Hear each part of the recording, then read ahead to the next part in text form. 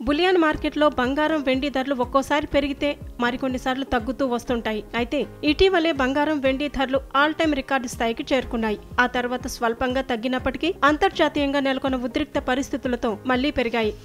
గత కొన్ని రోజులుగా బంగారం ధరలు పరుగులు పెడుతున్నాయి. ఇటీవల ఆల్ టైమ్ హైకి చేరిన పసిడి ధర తగ్గినట్లే తగ్గి మళ్లీ 1,00,000 మార్క్ దాటింది. అటు వెండి కూడా ఎన్నడూ లేని విధంగా రికార్డు స్థాయికి చేరుకుంది. ఇలా గోల్డ్, సిల్వర్ ధరలు నాన్ స్టాప్ గా పెరుగుతుండటంతో వినియోగదారులు ఆందోళన చెందుతున్నారు. వాస్తవానికి బులియన్ మార్కెట్లో బంగారం, వెండి ధరలు ఎప్పటికప్పుడు మారుతూ ఉంటాయి. ఒక్కోసారి ధరలు పెరిగితే మరికొన్నిసార్లు తగ్గుతుంటాయి.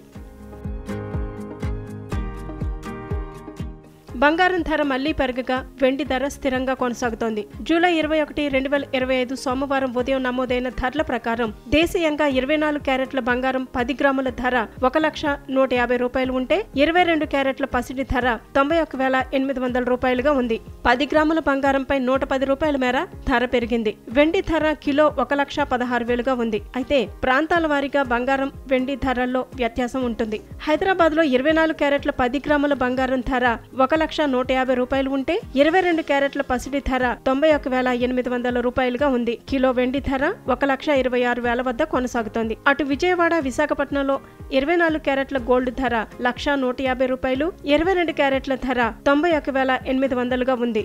వెండి కిలో ధర 1,26,000గా ఉంది.